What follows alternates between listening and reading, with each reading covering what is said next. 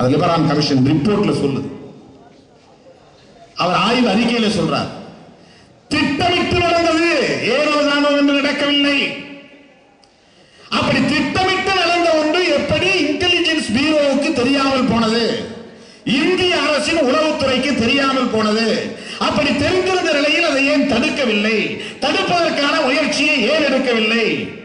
காங்கிரசுக்கும் அதிலே உடந்தை என்பதுதான். நரசிம்மராவுக்கும் அதிலே உடன்பாடு என்பதுதான்.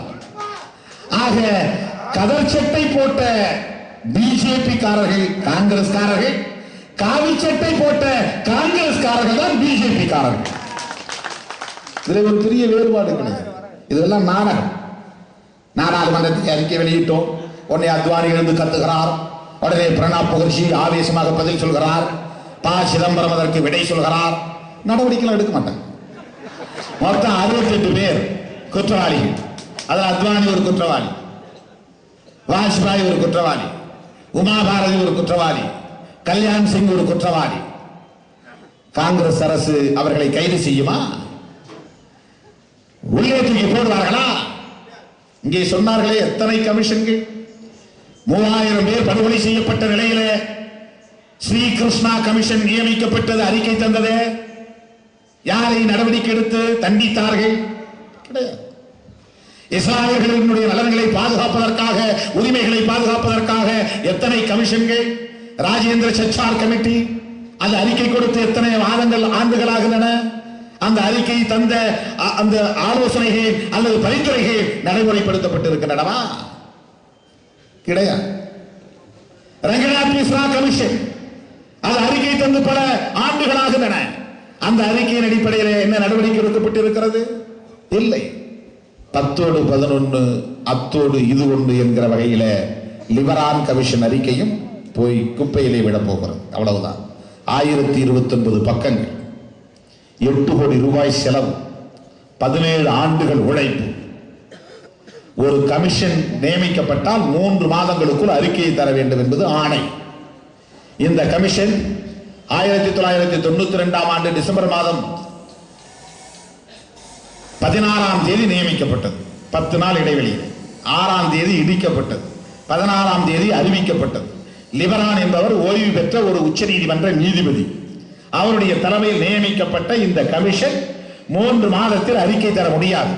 அதனால் அதை எக்ஸ்டெண்ட் பண்ணிக்கொண்டே போனார்கள், தள்ளி போட்டுக்கொண்டே போனார்கள். அதுபோல 48 முறை தள்ளி போட்டார்கள். 17 ஆண்டுகள் விசாரிக்கப்பட்டன. அதில் வாஜ்பாய் விசாரிக்கப்படவில்லை. ஆனாலும் லிபரான் சொல்கிறார் சூடோ மாடரேட்டர். சூடோ மாடரேட்டர் என்றால் போலி மிதவாதி. அவர் மிதவாதி மாதிரி இருக்கிறாரு, ஆனா மிதவாதி இல்லை.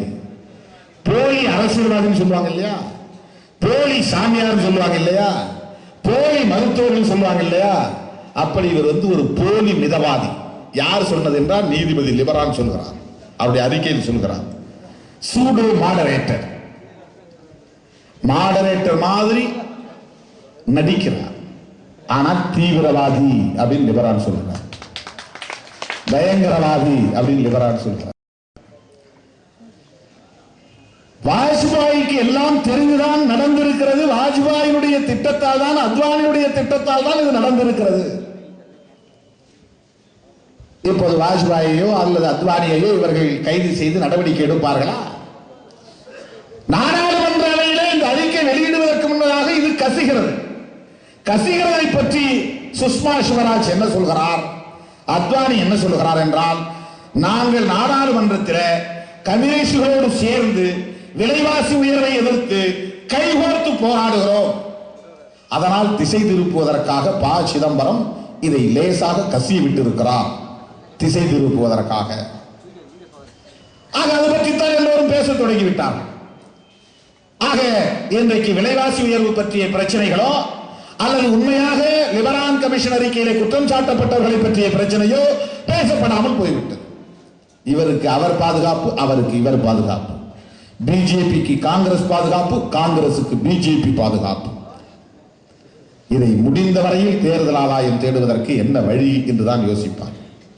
அதை ஆர்எஸ்எஸ் காரருடைய தலைவர் சுதர்சன் சொல்கிறார், எங்களுடைய இயக்கமோ அல்லது எங்கள் சங்க பரிவாரங்களோ அந்த அந்த பாபர் மசூதியை இடிக்கவில்லை, முழுக்க முழுக்க அரசாங்கத்தை சார்ந்தவர்கள் தான் இடித்தார்கள் என்று அவன் ஒரு பேட்டியிலே சொல்லியிருக்கிறார். இதை இடித்தவர்கள் கவர்மெண்ட் மென் என்று சொல்கிறார். அரசாங்கத்தை சார்ந்தவர்கள் தான் இடித்தார்கள் என்று உள்ளபடியே சொல்லுகிறோம். அரசாங்கத்தினுடைய ஒத்துழைப்பு இல்லாமல், ஆட்சியாளர்களின் ஒத்துழைப்பு இல்லாமல், அதிகாரிகளின் ஒத்துழைப்பு இல்லாமல் இத்தனை மணி நேரம் ஒரு வன்முறை ஒரு இடத்தில் நடக்கவே முடியாது. ஒரு வன்முறை 2 மணி நேரத்தில் மும்பையில் நடந்த தாக்குதல் சில மணி நேரம், நாடாளுமன்ற வளாகத்திற்குள் நடந்த தாக்குதல் சில மணி நேரம், அதற்குள்ளாக ராணுவமோ அல்லது மத்திய ஆயுதப்படையோ அல்லது காவல்துறையோ அந்த இடத்திற்கு வந்து ஒரு நார்மல்சி, ஒரு அமைதி சூழலை அது ஏற்படுத்திவிடும்.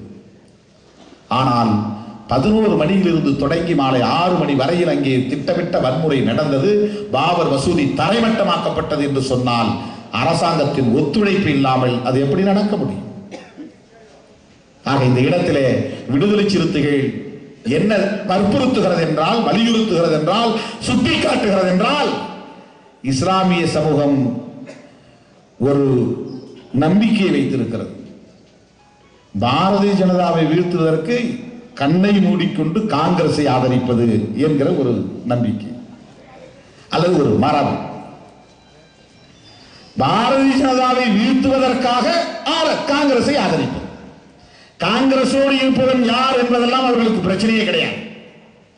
காங்கிரஸ் கூட்டணியிலே எவன் நிற்கிறான் என்பதெல்லாம் பிரச்சனை கிடையாது. நான் இந்த இடத்திலே சொல்ல வருவது என்னவென்றால், இஸ்லாமியர்களும் கிறிஸ்தவர்களும் தலித்துகளும் பழங்குடி மக்களும் இதர சிறுபான்மை சமூகத்தவர்களும் ஒரு அரசியல் சக்தியாக எழுச்சி பெறாத வரையில் இந்த ஒடுக்குமுறைகளுக்கு, அடக்குமுறைகளுக்கு தீர்வு இல்லை. மாற்று சிந்தனை தேவைப்படுகிறது. அத்வானி மீது இருக்கிற கோபத்தால், வாஜ்பாய் மீது இருக்கிற கோபத்தால் அத்வானியாகவும் வாஜ்பாயாகவும் வேறு வேடத்தில் இருக்கக்கூடியவர்களுக்கு நீங்கள் ஆதரவு தருகிறீர்கள். இதில் ஒரு மாற்று சிந்தனை, ஆழ்ந்த சிந்தனை தேவைப்படுகிறது என்பதற்காக நான் இதை சுட்டிக்காட்டுகிறேன்.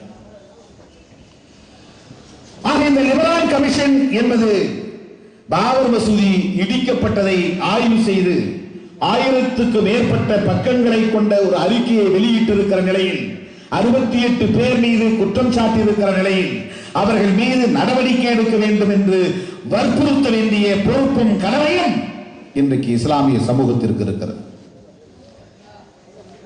மறக்க முடியுமா என்று ஒவ்வொரு ஆண்டும் 6ஆம் தேதி நாம் சுவரொட்டி போட்டு ஆர்ப்பாட்டம் நடத்தி